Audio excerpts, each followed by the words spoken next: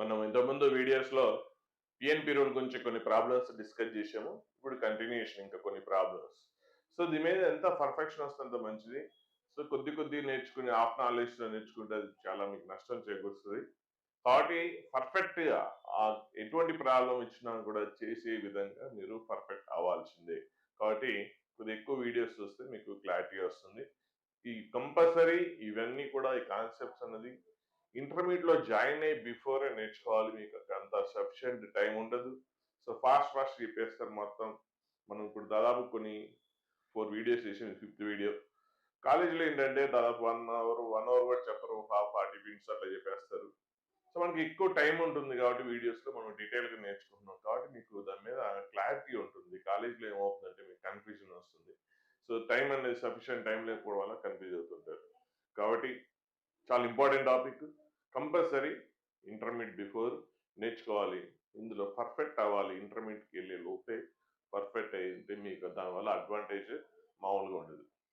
సరే, ఇప్పుడు ప్రాబ్లమ్స్ చూద్దాం. ఇంతకుముందు మనం పీఎన్ పీరియడ్‌లో అన్నీ కూడా లీనియర్ ఫ్యాక్టర్సే ఉన్నాయి. ఇక్కడ క్వెషన్ చూస్తే సమ్ క్వాడ్రేటిక్ కూడా ఉన్నాయి. సో, క్వాడ్రేటిక్ కూడా ఉన్నాయి చూద్దాం. సో, దీని పవర్ 3 తీసుకుందాం ఇక్కడ. ఓకే, ఇప్పుడు ఏం చేస్తాం అంటే ఫస్ట్ లీనియర్ ఫ్యాక్టర్స్ రాస్తాం. క్వాడ్రేటిక్ ఉంటే లీనియర్ ఫ్యాక్టర్స్. సో, దీన్ని ఏం రాయొచ్చు మనం ఇప్పుడు f(x)ని x-2 ఇంటూ దీని ఫ్యాక్టరేషన్ మీకు తెలుసు. So, x-2 into x-3.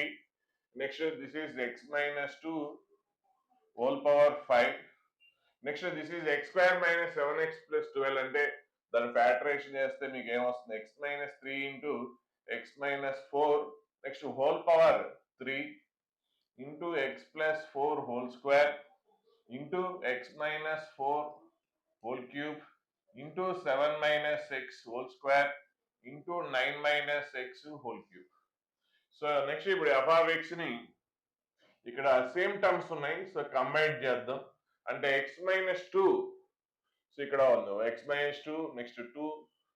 So, ఇంకెక్కడ ఉందో x-2 చూడండి. ఓన్లీ 2 టర్మ్స్ లో ఉంది. So, x-2 into x-2 whole power 5 అంటే x-2 హోల్ పవర్ 6 అవుతుంది. సో, అయిపోయిన వాటిని అండర్లైన్ చేసిద్దాం. తర్వాత x-3 చూద్దాం. x-3 ఇక్కడ ఉంది. అలాగే నెక్స్ట్ x-3 ఇక్కడ కూడా ఉంది. సో, ఇక్కడ పవర్ x-3 పవర్ ఎంత 3. x-3 పవర్ 3 ప్లస్ ఇక్కడ x-3 పవర్ 1. కాబట్టి ఓవరాల్ గా x-3 పవర్ ఏంటి 4. ఓకే, సో x-3 అయిపోయింది. నెక్స్ట్ x-4 చూద్దాం. సో x-4 ఇక్కడ పవర్ క్యూబ్ ఉంది. ఇక్కడ కూడా x-4 అనే టర్మ్ ఉంది. దాన్ని కూడా పవర్ క్యూబ్ ఉంది. సో ఓవరాల్ గా that is x-4 whole power 6 అవుతుంది. సో నెక్స్ట్ ఇంకేం మిగిలిన x+4 ఉంది. ఇంకోటి x+4 whole square next into 7 - x whole square into 9 - x whole cube. So this is the f(x). ఇప్పుడు మనకి క్వశ్చన్ అనేది అంటే ఇంతకుముందు మనకి క్వశ్చన్ ఎలా ఉందో అలా కన్వర్ట్ అయిపోయింది. క్వశ్చన్ లో ఇక్కడ క్వాడ్రాటిక్ ఉన్నాయి, కొన్ని రిపీటెడ్ టర్మ్స్ ఉన్నాయి. అన్నిటినీ క్లబ్ చేసేస్తే మనకి క్వశ్చన్ ఇంతకుముందు ఉన్నట్టుగా వచ్చేస్తుంది. ఇంక ఇక్కడి నుంచి మామూలే. ఇక్కడి నుంచి ఏంటి first find out critical values. How to find critical values? Critical values ఎలా కనుక్కుంటాం అంటే each and every linear factor ని 0కి ఈక్వేట్ చేస్తాం. సో x-2 ని 0కి ఈక్వేట్ చేస్తే x = 2 వస్తుంది. అండ్ సెకండ్ టర్మ్ 0కి ఈక్వేట్ చేస్తే 3, 4, -4 and 7, 9. So these are critical values. So ఇది ఫస్ట్ స్టెప్ 1.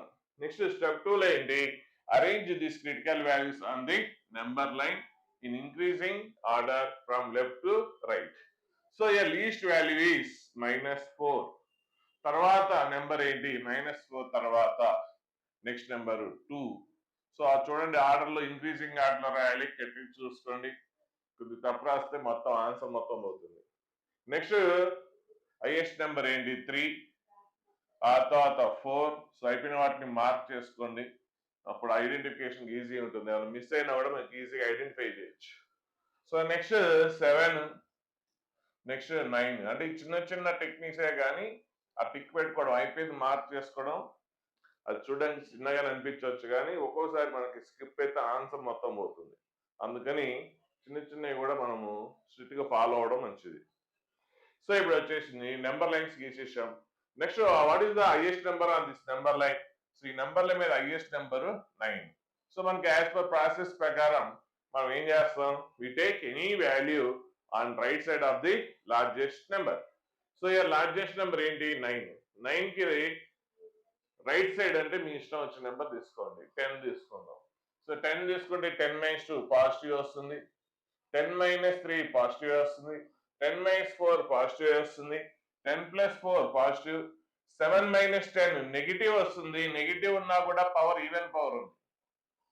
7 - 6 7 - 10 ఏంటి? Negative. So negative but power even power ఉంది. ఈవెన్ పవర్ ఉంది కాబట్టి అది పాజిటివ్ అవుతుంది. నెక్స్ట్ 9 - 10 9 - 10 9 - 10 అంటే సో ఇది కూడా నెగిటివ్ వస్తుంది. పవర్ ఆడ్ పవర్ ఉంది. ఆడ్ పవర్ ఉంది కాబట్టి మైనస్. ఆడ్ పవర్ ఉంది కాబట్టి మైనస్. సో ఓవరాల్ గా మనం సైన్ చూస్తే ఓన్లీ 1 నెగిటివ్ ఉంది. సో మొత్తం ప్రోడక్ట్ లో ఒకటే నెగిటివ్ ఉంది. సో అన్నిటిని మల్టిప్లికేషన్ చేస్తే మనకి ఏమొస్తుంది? నెగిటివ్ పవర్ వస్తుంది. సో నెగిటివ్ వస్తుంది కాబట్టి రైట్ సైడ్ నెగిటివ్ తో స్టార్ట్ చేయండి. సో అది టెక్నిక్. లేదంటే మనం observe coefficients of x coefficients observe చేసి చూడొచ్చు. X coefficient negative odd number of times ఉందనుకోండి, x coefficient negative odd number of times ఉంటే నెగిటివ్ తో స్టార్ట్ చేయాలి. చూద్దాం మరి ఎక్స్ కోఎఫిషియంట్ నెగిటివ్ ఎక్కడ ఉందో. ఇక్కడ ఎక్కడా లేదు ఎక్స్ కోఎఫిషియంట్. సో ఇక్కడ ఎక్స్ కోఎఫిషియంట్ నెగిటివ్ 2 టైమ్స్ ఉంది, ఇక్కడ ఎక్స్ కోఎఫిషియంట్ నెగిటివ్ 3 టైమ్స్ ఉంది. ఓవరాల్ గా ఎక్స్ కోఎఫిషియంట్ నెగిటివ్ 5 టైమ్స్ ఉంది. ఓవరాల్ గా ఎక్స్ కోఎఫిషియంట్ నెగిటివ్ ఎన్ని టైమ్స్ ఉంది? 5 టైమ్స్ ఉంది. సో ఎన్ని టైమ్స్ నెగిటివ్ ఉంది? Add number of times. So 2 + 3 total 5. So X coefficient negative is add number of times. So X coefficient negative odd number of times ఉంటే ఏం చేయాలి? Negative sign తో start చేయాలి. లేదు అంటే మనం వాల్యూ రైట్ సైడ్ 9కి ఒక వాల్యూ తీసుకొని సబ్స్టిట్యూట్ చేస్తాం. అన్ని వాల్యూస్ కనుక్కుంటాం. పాజిటివ్ వస్తుందా నెగిటివ్ వస్తుందా చూస్తాము. సో తర్వాత వచ్చిన సైన్స్ ఇప్పుడు మనం చూసాం. వచ్చిన సైన్స్ అన్నిటిని మల్టిప్లికేషన్ చేస్తాం. రిజల్ట్ అనేది నెగిటివ్ వస్తే నెగిటివ్ తో స్టార్ట్ చేస్తాం, పాజిటివ్ వస్తే పాజిటివ్ తో స్టార్ట్ చేస్తాం. సో ఇక నెగిటివ్ వచ్చింది కాబట్టి నెగిటివ్ తో స్టార్ట్ చేస్తాం. తర్వాత సైన్స్ జనరల్ గా అయితే ఆల్టర్నేటివ్ క్రిటికల్ వాల్యూస్ దగ్గర ఆల్టర్నేటివ్ చేంజ్ అవుతుంది, కానీ సమ్ టైమ్స్ చేంజ్ అవ్వదు. సమ్ క్రిటికల్ వాల్యూస్ దగ్గర సైన్ చేంజ్ అవ్వదు. ఎప్పుడు అంటే ఆ క్రిటికల్ వాల్యూ ఈవెన్ పవర్ నుంచి వచ్చింది అనుకోండి, ఈవెన్ పవర్ నుంచి వస్తే అప్పుడు సైన్ చేంజ్ అవ్వదు. ఓకే చూద్దాం మరి. సో 9 మామూలుగా ఆల్టర్నేటివ్ గా 9కి రైట్ సైడ్ నెగిటివ్ ఉంది కాబట్టి లెఫ్ట్ సైడ్ పాజిటివ్ అవ్వాలి. అంటే సైన్ చేంజ్ అవుతుందా లేదు చూద్దాం. అసలు 9 ఎక్కడి నుంచి వచ్చింది చూస్తే ఈ టర్మ్ నుంచి వచ్చింది. సో మరి what is the power of that one? 3. So power అనేది ఆడ్ పవర్ ఉంది. పవర్ ఆడ్ పవర్ ఉంది కాబట్టి సైన్ చేంజ్ అవుతుంది. ఎప్పుడు చేంజ్ అవ్వదు? ఒకే ఒక్క కేసులో సైన్ చేంజ్ అవ్వదు. ఎప్పుడంటే ఈవెన్ పవర్ ఉంటే చేంజ్ అవ్వదు. నెక్స్ట్ 7 చూస్తే ఇది ఈ టర్మ్ నుంచి వచ్చింది. So what is the power of that one? Power 2. ఇక్కడ ఈవెన్ పవర్ ఉంది. ఈవెన్ పవర్ ఉంది కాబట్టి సైన్ ఈవెన్ పవర్ ఉన్నప్పుడు ఆ క్రిటికల్ వాల్యూ దగ్గర సైన్ చేంజ్ అవ్వదు. అంటే రైట్ సైడ్ ఏమైతే ఉందో లెఫ్ట్ సైడ్ కూడా అంతే ఉంటుంది. సో 7 అనేది ఈ టర్మ్ నుంచి వచ్చింది. దాని పవర్ చూస్తే ఈవెన్ పవర్ ఉంది కాబట్టి ఈవెన్ పవర్ ఉంటే సైన్ చేంజ్ అవ్వదు. రైట్ సైడ్ ఏ సైన్ అయితే ఉందో లెఫ్ట్ సైడ్ కూడా అదే సైన్ వస్తుంది. నెక్స్ట్ 4 తొందరపడి దీని నుంచి అనుకుంటారు. 4 దీని నుంచి వచ్చేది -4. ఇది ఆ రైట్ సైడ్ x + 4 = 0 అంటే ఏమవుతుంది? x + 4 = 0 అంటే సో x = -4 వస్తుంది. సో 4 దీని నుంచి వచ్చేది -4. 4 ఎక్కడి నుంచి వస్తుంది? ఈ టర్మ్ నుంచి వస్తుంది. సో x - 4 ఈ టర్మ్ నుంచి వస్తుంది. So what is the power of that one? దీని పవర్ ఏంటి? 6. ఈవెన్ పవర్ కాబట్టి ఇక్కడ కూడా సైన్ చేంజ్ అవ్వట్లేదు. 4కి రైట్ సైడ్ ఏదైతే ఉందో లెఫ్ట్ సైడ్ కూడా అదే వస్తుంది. నెక్స్ట్ 3 ఏ టర్మ్ నుంచి వచ్చింది? ఈ టర్మ్ నుంచి వస్తుంది. సో ఇక్కడ కూడా పవర్ ఈవెన్ పవరే ఉంది. ఇక్కడ కూడా ఈవెన్ పవరే ఉంది కాబట్టి ఇక్కడ కూడా సైన్ చేంజ్ అవ్వడం లేదు. కాబట్టి ఇది కూడా పాజిటివే. నెక్స్ట్ 2 ఎక్కడి నుంచి వచ్చింది? 2. సో అన్ని కూడా మీకు ఈవెన్ పవర్స్ అయిపోయినాయి. కొద్ది మార్చుదాం, లేకపోతే మొత్తం అన్ని అవే ఉన్నాయి. సో మరి కొద్ది మార్చేద్దాం. ఇక్కడ పవర్ 6 తీసుకుంటాను నేను క్వశ్చన్లో. సో ఇక్కడ పవర్ 6 తీసుకోండి. అప్పుడు ఇక్కడ పవర్ ఏమొస్తుందంటే 7 వస్తుంది. So power 7. ఓకే ఇప్పుడు 2 ఎక్కడి నుంచి వచ్చింది? ఈ టర్మ్ నుంచి వచ్చింది. So what is the power of that one? Odd power ఉంది కాబట్టి ఇక్కడ సైన్ చేంజ్ అవుతుంది. ఆడ్ పవర్ ఉంది కాబట్టి క్వశ్చన్ చేంజ్ చేశాను. అన్ని పాజిటివ్స్ కంటిన్యూస్ ఉన్నాయి కాబట్టి కొద్దిగా చేంజ్ చేశాను. ఓకే, ఇంతకుముందు ప్రీవియస్ ప్రకారం అయితే ఇక్కడ కూడా లెఫ్ట్ సైడ్ కూడా పాజిటివ్ వచ్చేది. మనం ప్రీవియస్ క్వశ్చన్ అంటే క్వశ్చన్ మోడిఫికేషన్ చేయకముందు పాజిటివ్ వచ్చేది. ఇప్పుడు కొద్దిగా చేంజ్ చేసాం. సో పవర్ 5 తీసి 6 అంటే 6 ప్లస్ ఇక్కడ ఒకటి, సో ఇది 6, ఇది సో ఈ 6 నెక్స్ట్ ఇది పవర్ 1, సో ఏమవుతుంది 7 అవుతుంది. సో ఆడ్ పవర్ కాబట్టి చేంజ్ అయింది. నెక్స్ట్ -4 ఎక్కడి నుంచి వస్తుంది?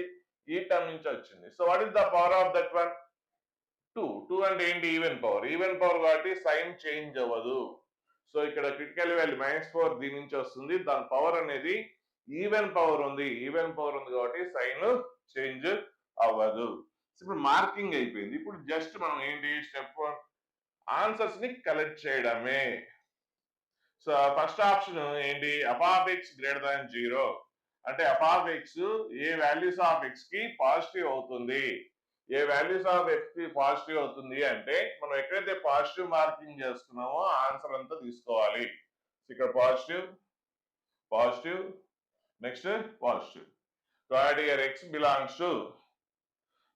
belongs to 2 to 3 union, 3 to 4 union, 4 to 7 union, 7 to 9. So మొత్తం పాజిటివ్ మార్కింగ్ ఎక్కడ ఉందో అది తీసేసుకున్నాం.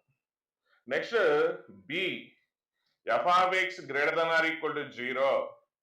సో f(x) > 0 అంటే పాజిటివ్ మార్కింగ్ తో పాటు క్రిటికల్ వాల్యూస్ కూడా ఇంక్లూడ్ చేయాలి. అంటే ఇక్కడ మీనింగ్ ఏంటి?